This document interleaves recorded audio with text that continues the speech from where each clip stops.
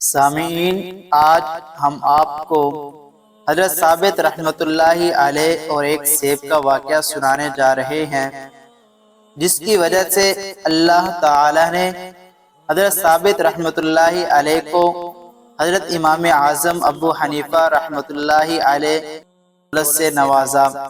یہ بات ان دنوں کی ہے جب تقوی اور طہارت ایمان کی علامت ہوا کرتی تھی۔ حضرت ثابت بن نعمان، جو کہ بعد میں حضرت امام اعظم ابو حنیفہ رحمہ اللہ تعالی کے والد بنے، ایک دن سفر میں تھے۔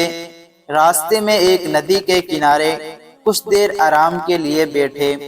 پیاس کی شدت تھی اور تھکن نے نڈھال کر رکھا تھا۔ اسی دوران پانی کے بہاؤ کے ساتھ ایک سیب آتا ہوا نظر آیا۔ انہوں نے بس ایک لقمہ کھایا ہی تھا کہ دل کانپ گیا کہ میں نے کسی کی اجازت کے بغیر یہ سیب کیوں کھا لیا، کہیں یہ حرام نہ ہو۔ یہ خیال آنا تھا کہ حضرت ثابت رحمۃ اللہ علیہ فوراً سیب کے مالک کو تلاش کرنے جس طرف سے پانی آ رہا تھا واپس اسی طرف چل دیے۔ چلتے رہے، پوچھتے رہے، یہاں تک کہ ایک گاؤں پہنچے۔ مالک کا پتہ چلا، جا کر مالک سے معافی مانگی۔ مالک نے کہا، میں معاف تب کروں گا جب تم میری بات مانو گے۔ حضرت ثابت رحمۃ اللہ علیہ نے پوچھا، جی بتائیے۔ مالک نے کہا، تم میری بیٹی سے نکاح کرو گے، مگر وہ نہ دیکھ سکتی ہے، نہ سن سکتی ہے، نہ بول سکتی ہے۔ حضرت ثابت رحمۃ اللہ علیہ نے اللہ کی رضا کے لیے اس کی بات قبول کر لی۔ نکاح ہوا۔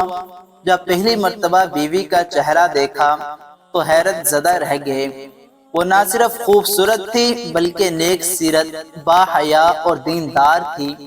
جب پوچھا گیا، تم تو اندھی، گونگی اور بہری تھی، تو جواب ملا، میں نے کبھی حرام کو نہیں دیکھا، کبھی غیبت نہیں سنی، کبھی فحش کلامی نہیں کی اور کبھی گناہ کی طرف قدم نہیں بڑھایا۔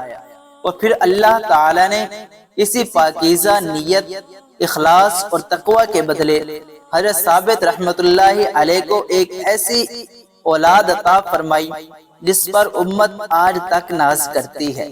وہ امام اعظم ابو حنیفہ رحمہ اللہ تعالی تھے، وہی امام جنہوں نے علم فقہ کی بنیاد رکھی، جن کے شاگردوں سے دنیا منور ہوئی اور جن کے اقوال آج بھی دلیل اور رہنمائی کا ذریعہ ہیں۔